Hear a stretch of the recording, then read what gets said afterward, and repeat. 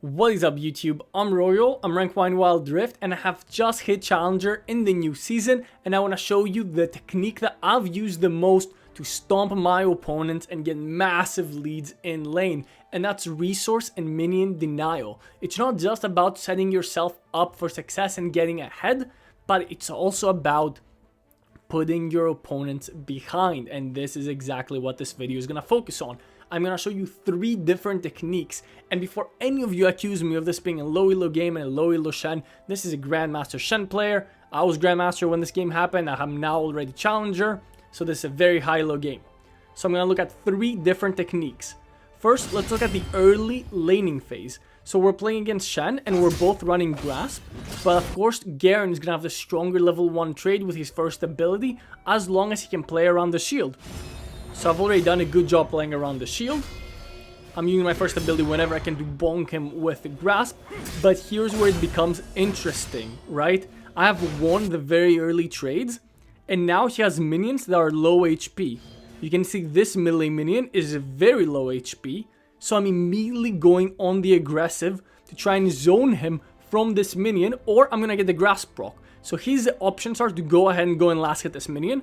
He's gonna take 2 auto attacks from me, maybe even 3, or he can try and stay in range of the minions to at least get the XP and gold, but then he's gonna take a Grasp proc from me. He chooses to back off so he doesn't get the Grasp proc, but he missed XP and gold for the first minion. I'm using my first ability to now zone him from the second minion. He finally gets his shield, however he missed 2 minions. So look at the XP, right? Look at our bars next to our levels. I'm already halfway to level 2. Now that I'm gonna last hit this minion, I'm gonna easily be very close to level 2. However, he's still level 1. He hasn't gotten XP or gold for either one of these minions. And now I'm able to be level 2 and he's still level 1. Now he's trying his best to get XP for this minion, but again, I'm gonna walk up and trade with him. And now it's even more difficult because I'm level 1 and he's level 2. So he's missed 3 minions from the first wave. He's been denied both the gold and the XP. So I've completely zoned him out from this lane, and I'm still able to go back and get my own last hits. So this has already put me in a massive advantage in the lane. Now we're gonna skip forward and move to the second time that I completely deny him resources.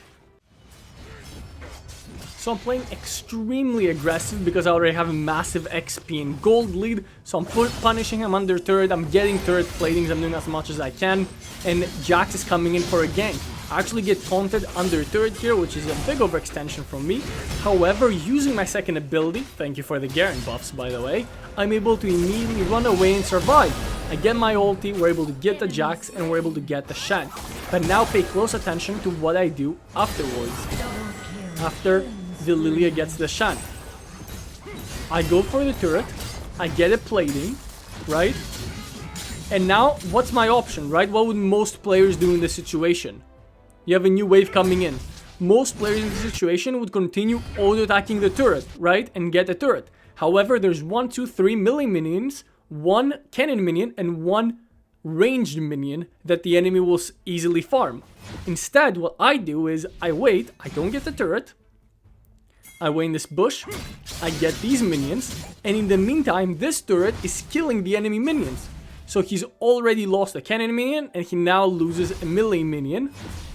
Unfortunately, Lilia comes to get the turret with me. I would have liked to deny all these minions. But again, he's gonna lose 2 melee minions and a cannon minion, which is over 100 gold and a lot of XP.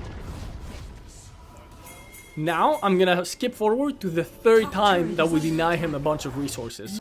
So a Herald fight is about to break down. My entire team is grouping for it, and his and Shen's entire team is also grouping for it. However, as you can see, a wave is slow pushing into me. I'm gonna immediately jump in so I can try and zone out the Shen and the Jax from going to the Herald, and my team is able to secure that. Now this wave that was slow pushing, of course we continue to fight, Phase not there, so we get a good 4v5 fight and we win it. But what's more important is that this wave was slow pushing to me and it never crashed under turret, which allows me to do this. 1 wave right here, right? I'm not touching. I'm not touching. all these minions, the enemy minions, are killing my minions. and that's gold and XP that the enemy team is being denied. There's no objective in the map right now, right? So there's nothing for the enemy team to do. So I'm just gonna wait and tank these minions. Tank, tank, tank, tank. And now they're gonna be denied in another wave.